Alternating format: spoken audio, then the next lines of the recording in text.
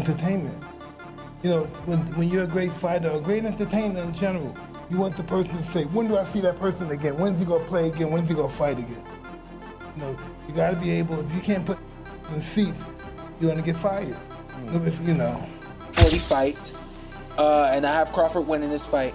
Crawford's gonna win this fight doing something that nobody's done to Canelo. Okay. That's all I'm gonna say. And it didn't take me going to camp to know this. Okay. Weight game. So Israel Majimov says that if Terence Crawford bulks up, that's going to be the biggest mistake he can possibly make. And that's going to hinder him from being victorious against Saul Canelo Alvarez. Mike Tyson shared his thoughts after training with Terence Crawford, emphasizing the importance of staying calm before such a massive fight with Canelo. Tyson explained that every fighter feels tremendous pressure at this level, but the true battle is psychological. According to him, if Crawford can control his mind and not be overwhelmed by the occasion, he can perform at his peak and make winning look far more achievable. You know, fighters, pressure, right? Pressure's not being hit. You know, everybody thinks pressure's like getting on, staying on. Pressure's the thought of being hit. And that's how they fall. They thought it's going. I'm not hitting that hard, but they think I am. Right. So It's all psychological. Are you, when you're walking to the ring, are you noticing anything, or are you so locked in? I see everything moving. Every person, every girl. Dude, your walk-ins would last longer than the fights sometimes. Do anyone have a napkin on my towels? Because I'm sweating like a pit on one hole up here. You sweat. We will get you one. You sweat. Thank you. Yeah. You sweating like Charles Barkley at a spelling bee. Yeah, I'm gonna be sweating pretty hard there too. Exactly. So Mike, we all know you hit hard. Who was the first person that when they hit you was like, oh, okay, this guy hits pretty hard? Amir Khan, who once faced Canelo Alvarez himself, spoke about the magnitude of a potential clash between Canelo and Crawford. Khan admitted Canelo is a proven fighter with unmatched experience, but highlighted Crawford's real punching power. Now that Crawford has moved up in weight and adjusted to the division, Khan sees him as stronger than ever. For him, this isn't a one-sided contest, both men bring world-class skills, and either could change the fight with a single moment. While Khan respects Canelo's dominance at higher weights, he warns that Crawford's adaptability and relentless drive make this showdown nearly impossible to predict. He did that to Canelo after, so to your point, can Crawford do the same? Coming up from 54 and 47, can he, or will that, throw off the catch and shoot? I was gonna catch and shoot. We're not catching the shoot. Make me think. We're not catching the shoot. We're catching it, resetting, and getting out of this range for a minute or two. My fight with Arrow, I came back to the corner. I had a look on my face, I guess. My dad said, "What's wrong?" I said, "Nothing." Like, classic Sean, nothing. He said, "Sean, tell me what's wrong." I said, "My legs are kind of tight." He said, "Your legs kind of tight." He looked back, looked behind him. He would always do this and look back at the other corner. I don't know why. He looked back at them. It's a habit, probably. He said, "All right, we're not gonna use our legs so much this round." And I was thinking to myself, like, I need these legs. I'm not trying to wear these shots. Yeah. So to your point, when there's a feeling, when the nervous system goes out, where does that adjustment take place? Do you trust the adjustment? Do you implement it? So that next round I did settle down a little more. I was lost the round. Whatever. Hell up. I don't even know what round it is. Chill out. You don't even know what round it is. Pour this water on you. So we got some time until this fight. So we ain't gotta pour it all out at one time. We'll work our way up to this one. Try to get on big guests to lead up to the fight. Expect some more very, very big guests, and expect some very, very big things from the Puerto Rico podcast the week of Crawford versus Canelo versus Crawford. Takes place here. What is that? September 6th? 13th. I was just gonna say, I've been critical of the fight because I felt like it serves as a foreground to the Ali Act stuff. Analysts have raised concerns about Crawford's age and limited experience in higher weight classes. By the time this fight happens, he will be 38 years old, a stage where speed, reflexes, and recovery naturally decline. While he impressed at 154 pounds against Israel Madrimov, some remain unconvinced he can match someone as seasoned at the higher divisions as Canelo. They argue that Crawford's skills are still razor sharp, but physically, this fight may be his toughest challenge yet, not just technically, but mentally and physically, given the magnitude of the opponent. Successful. September 13th, Las Vegas, Nevada, Allegiant Stadium, when he takes on another first ballot Hall of Famer, 4-division world champion, 2-time undisputed world champion, and reigning undisputed super middleweight world champion, Mexican superstar boxer Saul Canelo Alvarez, who is 63 wins, 2 losses, 2 draws, 39 wins by way of knockout. Terence Crawford had one fight at 154. That was against Israel Majimov, the WBA junior middleweight world champion, right?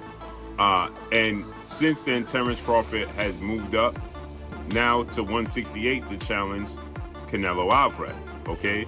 And so prior to that, he spent 5 years at what? Welterweight. So the concern that people have for Terence Crawford, rightfully so, is that Terence Crawford will be 38 years of age 2 weeks after the fight.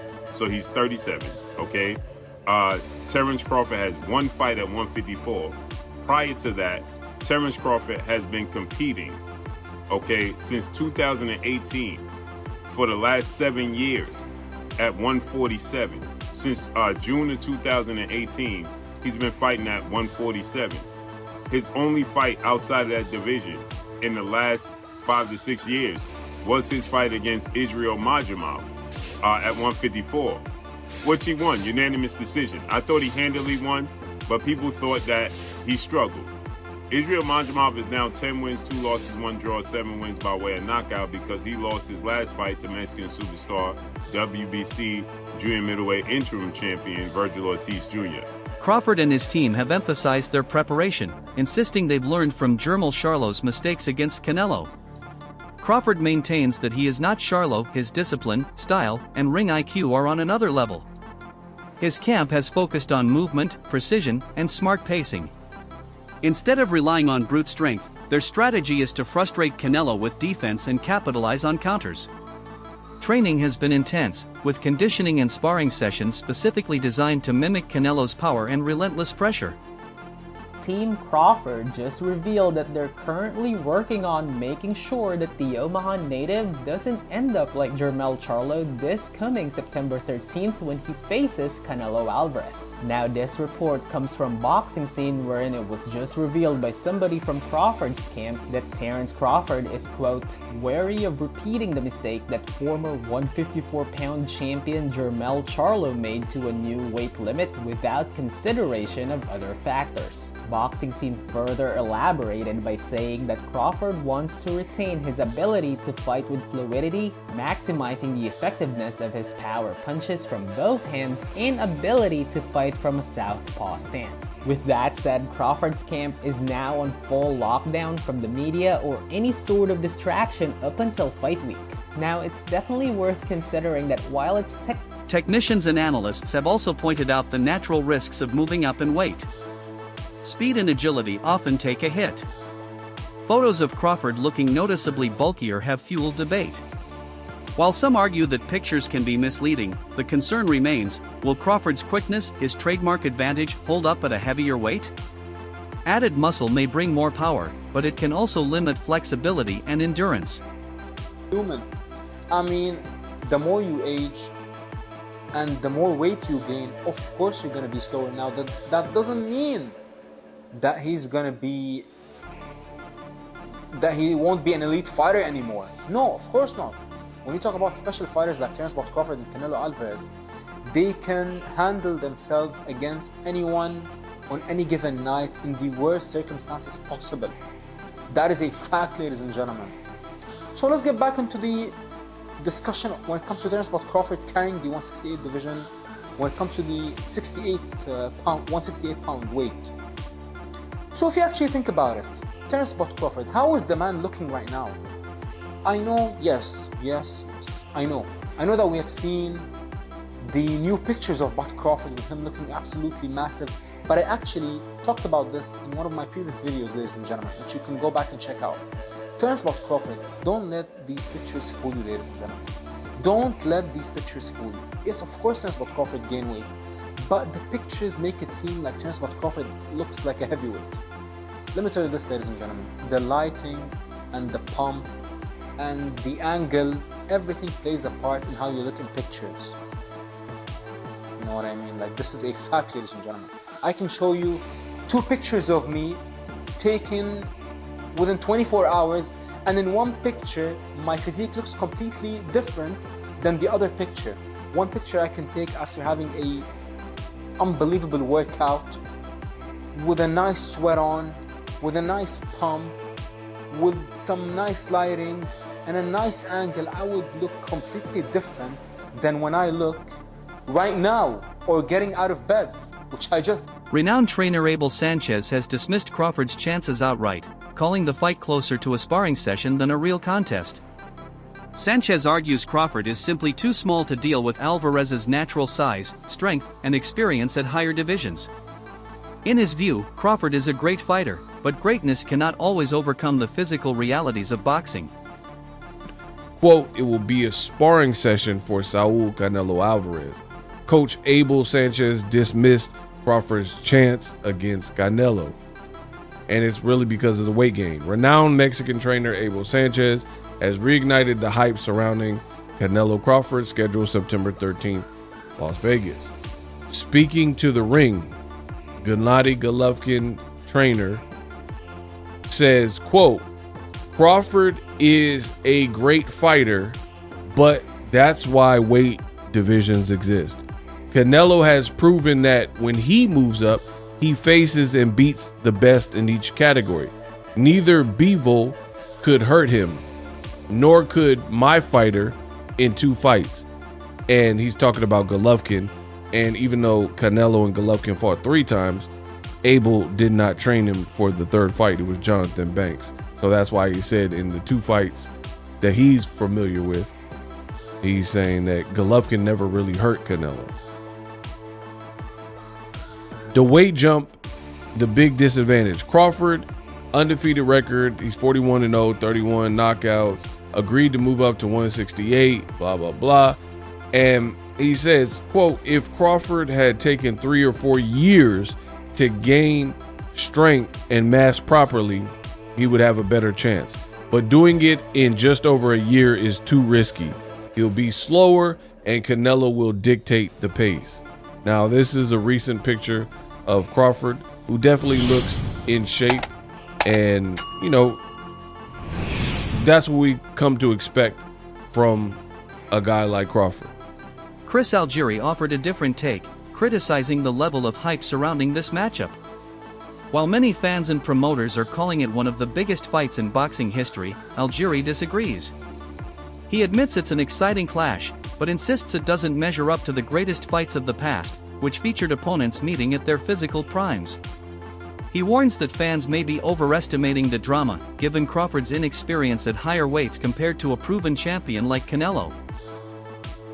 I love it, because I have a lot of casuals who go to me like, man, I can't wait for this fight. This is the best matchup that could be made. And I'm like, no, it's not. Certainly not. Definitely not. Definitely not the best fight that can be made right now. I can think of a dozen fights that I would rather see, and a lot of them include Inoue against a bunch of different guys that I would rather see over this fight. But casual fans don't care that much about 122-pound guys who fight across the world in Japan. They care about big names and characters. But at the end of the day, when you look at this on paper, Crawford's 38, Canelo's 35. Neither looked very impressive in their last fight. They're still 3 weight classes apart. That has not changed, you know. And Crawford hasn't fought in a year plus. And yeah, I mean, there's a lot of poo-pooing of this on paper. So I'm glad somebody said it. So thank you. He didn't say his name. Yeah, I like this guy. He came out there and just said his piece and left. That's the type of guy that definitely calls in the WFAN here in New York. It's like, we need Boone fired. The Yankees suck. I don't look forward to anything. But, what's up with that bullpen? Yeah, all right, I'm out of here. I'm out. I'll hang up and listen. But yes, like you said, there are a bunch of fights you'd rather see. There are a bunch of fights I'd rather see both these guys in rather than the one we're getting. Like, I'd rather see. That's a great way to put it too. Yeah, Boots versus Crawford. I'd rather see Canelo versus Benavidez, Canelo versus Bivol, Canelo versus anyone at 168 of these top 5 there. What about Virgil and Crawford? I like that fight. That got mentioned at one point. Absolutely. I mean, but this is how boxing works. We'll all be excited on September 13th. because it is a big event. We've talked about this numerous times on the show. We need big events, at least 1 or 2 of them a year, to stay relevant as a sport. It's on Netflix. We're all going to be excited that week heading into it. Maybe even that guy. Hey, Dan and Chris. Love the show. This is Nero calling from Hollywood. I was wondering, with so many people taking Bud Crawford to win, I think at one point it felt like a hot take, and now it's becoming sort of a standard take. I hope this isn't too much of an abstract question, but can you think of another time where someone chose what seemed to be a hot take and then become the regular take? And what was the result of that fight? Personally, I think it's a bridge too far for Bud Crawford, and I think people are underestimating Canelo, but who knows? Boxing analyst Showbiz the Adult highlighted the disparity in opposition both fighters have faced. He argued that none of Crawford's past opponents could have handled the caliber of fighters Canelo has beaten. Canelo has consistently faced champions across divisions, while Crawford's undefeated record, though impressive, lacks the same elite names. Critics claim Canelo has occasionally cherry-picked opponents, but supporters counter that every fighter he's faced has been a legitimate champion. Ultimately, Canelo's resume is filled with elite competition, while Crawford, despite his flawless record, hasn't faced as many at that level. Name the fighters Crawford fought who would beat Triple G. That Spence that Crawford fought, that Kell Brook that Crawford fought, that Sean Porter that Crawford fought, would any of them beat Callum Smith at 168? I'm not sure how many fighters Crawford fought would beat the Miguel Cotto that Canelo fought. This is what I'm trying to say. When it comes to skill, experience has a lot to do with it. Case in point, you get an Austin Trout, you get a Caleb Plant, you get a Lara, you get a Floyd Mayweather, you get a Bivol. Just those 5, when it comes to experience, gives him the right experience that when he fights Crawford, he's not like, I don't know what this is like. There's not one fighter Crawford fought that would give him the experience against Canelo. Recent training footage shows Crawford's dedication as he prepares for the challenge. His camp has focused on strength, conditioning, and sparring designed to handle heavier punches and longer exchanges. They also stress mental toughness, knowing composure will be just as important as fitness. The key question remains, can Crawford deal with Canelo's patient, relentless style? Against Errol Spence, Crawford dominated, but Spence lacked the size, strength, and tactical patience that define Alvarez. And that usually breaks him down. So with some fighters, I see is that they think that Canelo is easy work because of the fact that he's flat-footed and he just kind of like, he does basic, I would say. He has basic skills, but he's really good at those basic fundamental skills. He does everything almost like perfect. But yeah, he's flat-footed, but you got to realize that he also has hell of a head movement and body movement. He understands and he's perfected that rolling with the punch thing. He's been rolling with punches like just to take off the steam off the punch. Former world champion Kell Brook broke down why he favors Canelo in this matchup. While he respects Crawford's win over Spence, he insists Spence is not Canelo. The Mexican star brings a rare mix of power, tactical control, and experience that Crawford has never faced. Canelo thrives at higher weights, consistently proving himself against bigger opponents. Brook believes this could be the toughest fight of Crawford's career, as he will be stepping into the ring against perhaps the most complete fighter he's ever encountered. You've got to sway towards Canelo.